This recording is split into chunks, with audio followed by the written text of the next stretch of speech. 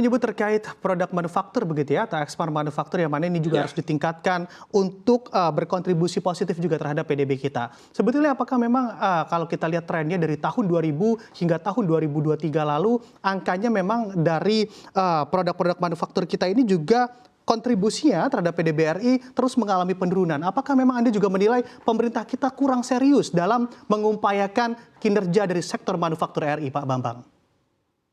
ya. Sebenarnya kalau saya perhatikan ekonomi Indonesia sudah mengalami transformasi yang tepat ya. Ketika sampai tahun 90 kita masih bergantung kepada migas, mulai tahun 90-an ekonomi kita beralih didominasi oleh sektor manufaktur, khususnya yang padat karya. Nah, tetapi memang salah satu faktor yang membuat kemudian manufaktur kita tidak pernah kembali kepada puncak prestasi di tahun 90-an itu adalah krisis 98.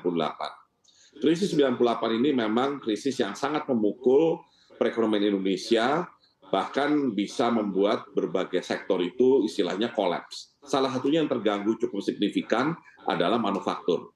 Ya. Jadi saya perhatikan sejak kejadian 98 tersebut, sektor manufaktur tidak pernah kembali lagi kepada kontribusi yang mendekati 30%.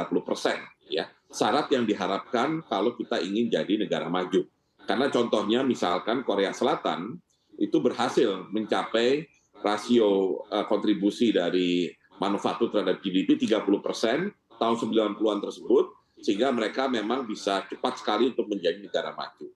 Nah, selain masalah krisis 98, satu hal lagi yang membuat kita tidak pernah bisa mengembangkan manufaktur sampai mendekati 30% adalah tren komoditas yang muncul di tahun 2000-an tersebut. Ya, kalau Anda perhatikan di tahun 2000, sebelum tahun 2000, orang jarang sekali yang bicara mengenai kelapa sawit atau batu bara. Tapi setelah tahun 2000-an, khususnya ya tahun 2005-2006, Indonesia mendadak fokusnya hanya kepada batu bara dan kelapa sawit. Di satu sisi, ketika terjadi booming, tentunya Indonesia mendapatkan manfaat yang besar. Tapi sekali lagi, ekonomi yang bergantung hanya pada komoditas itu akan berpotensi selalu vulnerable atau rawan terhadap koreksi. Dan koreksinya ini kadang-kadang tidak tanggung-tanggung. Dari harga yang tinggi bisa drop menjadi harga yang rendah. Jadi saya perhatikan kombinasi dua itu yang membuat kombinasi dari akibat krisis finansial 98 dan booming dari komoditas atau shifting perhatian pemerintah dari manufaktur terhadap komoditas itu yang kemudian berpengaruh terhadap terus menurunnya kontribusi sektor manufaktur terhadap GDP. Nah, di sisi lain, satu hal lagi, yaitu ketika kita berjaya di manufaktur tahun 90-an itu, kita bergantung kepada yang labor intensif. Nah, labor intensif ini sangat dinamik ya ininya, persaingannya ya. Ketika Indonesia kemudian kesulitan untuk menjaga daya saing di labor intensif, posisinya langsung diambil alih oleh banyak negara. Karena banyak negara di dunia ini yang dalam rangka seperti Indonesia ingin memperbaiki statusnya dari low income jadi middle income misalkan, itu kemudian fokus kepada labor intensif. Contohnya hari ini yang menjadi juaranya kalau kita bicara labor intensif itu adalah Bangladesh, ya karena mereka punya penduduk yang besar tapi tidak punya dukungan teknologi yang kuat untuk bisa menghasilkan manufacturing yang capital intensif sehingga mereka fokus kepada yang labor intensif. Oke, baik. Pak Bambang, Bappenas juga mengatakan ada catatan yang mana andai kita mau menjadi negara maju untuk kontribusi terhadap sektor manufaktur RI terhadap PDB, ini harus diangkat 30%. Sebetulnya dari kondisi yang ada saat ini di tanah air, berapa lama untuk mencapai industri manufaktur kita bisa berkontribusi cukup besar bagi PDB kita? Apakah memang sesuai dengan cita-cita pemerintah kita, di 2045 nanti kita seharusnya sudah bisa menjadi negara maju? Silakan. Ya, sebenarnya syarat menjadi 30% itu utamanya ketika tahun 90-an tadi, ya. Ketika kita ingin cepat naik kelas, ya, cepat naik kelas, waktu itu kita mungkin di lower middle, kita cepat ingin naik ke upper middle. Nah, kalau ke depan untuk tahun 2045, dari pengamatan kami waktu masih di Bappenas, saya perhatikan yang paling penting adalah pertama, kita mengembalikan dulu kontribusi sektor manufaktur menjadi di atas 20%. Karena waktu itu trennya sudah terus menurun mendekati 20%. Nah, sebenarnya itu harus kita tahan dan kita kemudian tingkatkan lagi, ya. Jadi memang ada suatu waktu di mana kontribusi manufaktur terhadap GDP itu harus mendekati 30% dan tidak hanya setahun, tapi dalam jangka waktu yang cukup lama, ya. Dan perkiraan kami waktu itu kalau kita memang punya solusi untuk kemudian menggerakkan sektor manufaktur, perkiraannya eh, rasio 30% itu mungkin bisa tercapai di tahun 2030-an.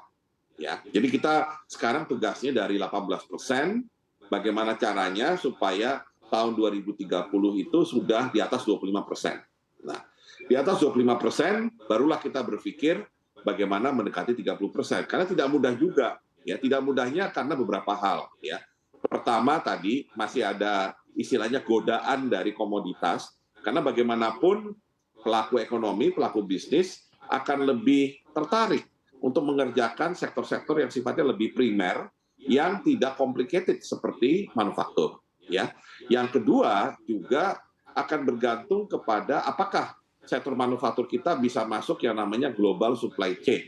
Ya, karena game-nya manufacturing hari ini itu agak beda dengan tahun 90-an. Kalau tahun 90-an, istilah global supply chain itu belum terlalu relevan. Ya, karena orang jualannya adalah saya bisa produksi misalkan garment dengan harga yang lebih kompetitif dibanding pesaing saya, sehingga saya bisa ekspor garment dalam jumlah besar, sehingga manufacturing yang membuat garment juga bisa berkembang cepat. Nah, zaman sekarang kita tidak harus menjadi misalkan produsen akhir dari suatu produk.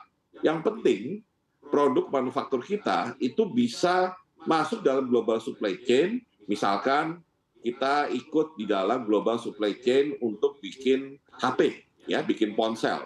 Ya, kita tidak harus menjadi pemilik brand atau yang menghasilkan ponsel secara utuh. Tapi kalau misalnya, ya, screen dari ponsel itu utamanya berasal dari Indonesia, itu sudah akan memberikan sumbangan yang cukup besar bagi perkembangan manufaktur di Indonesia. Atau kalau otomotif misalkan, kalau kita bisa menjadi misalnya salah satu supplier ban terbesar di dunia, maka itu juga akan menolong sektor manufaktur kita. Jadi saya melihat kita masih harus menargetkan di atas tahun 2030 kita menuju 30%, tapi harus disertai dengan penguatan dari kebijakan hilirisasi. Jadi hilirisasinya jangan nanggung, jangan hilirisasi hanya satu step, misalkan dari tambang ke smelter, tapi harus menuju produk yang nilai tambahnya lebih tinggi, ya, dan disertai dengan penguatan teknologi, ya, sehingga kita akan selalu bisa hadir dalam global supply chain untuk setiap produk yang tentunya menjadi produk yang dibutuhkan di dunia ini. Oke, baik. Pak Bambang, apakah juga dapat diartikan sebetulnya tujuan pemerintah untuk menjadikan Indonesia di negara maju di tahun 2045 ini juga menjadi masuk akal apabila Anda hitung begitu ya. Anda pemerintah serius dalam menggarap industri manufaktur di 2030 sudah bisa tercapai kontribusi terhadap PDB di sektor manufaktur ini mencapai 30%. Ya, kalau kita mengambil contoh negara maju, negara yang berhasil keluar dari middle income trap seperti Korea dan Jepang, barangkali akan muncul keraguan apakah Indonesia bisa seperti Korea dan Jepang. Karena Korea dan Jepang itu bisa jadi negara maju dalam waktu cepat murni karena upaya mereka di manufacturing, ya. Tapi rupanya ada barangkali contoh lain yang bisa kita jadikan referensi, ya. Negara itu memang tidak di Asia tapi di Amerika Latin, namanya Chile.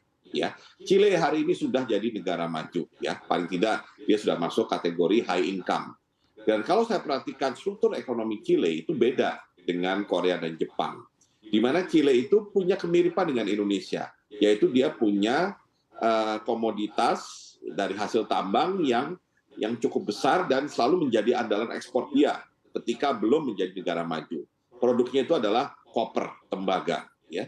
Nah, yang menarik, Chile kemudian melakukan upaya hilirisasi, di mana koper yang tadinya hanya ekspor mentah, kemudian dia kembangkan pengolahannya sampai produk yang lebih downstreaming itu di Chile, sehingga Chile menjadi tidak hanya eksportir dari kopernya, tapi juga menjadi eksportir dari koper olahannya. Tapi juga di sisi lain, Chili melakukan transformasi ekonomi dalam berbagai bidang. Ya, nah di Indonesia memang yang paling penting adalah bagaimana kita benar-benar ingin fokus agar manufacturing kita tetap bisa berkembang cepat, pertumbuhannya cepat, dan kontribusinya makin besar. Nah, kadang-kadang kita tadi punya gangguan dari segi adanya natural resources yang mirip Chile tadi, tapi Chile bisa, kenapa kita tidak? Ya, satu lagi sebenarnya ekonomi dunia ini cenderung arahnya ke arah services, ya, apalagi dengan teknologi digital saat ini. Nah, disinilah barangkali Indonesia juga harus untuk bisa menuju 2045 sebagai negara maju, selain mengembangkan manufacturing, kita juga harus memperkuat sisi services yang terkait dengan digitalisasi. At least Indonesia jangan sampai tertinggal dalam teknologi digital dan jangan sampai Indonesia cuma jadi market dari ekonomi digital yang nanti size-nya makin lama makin besar.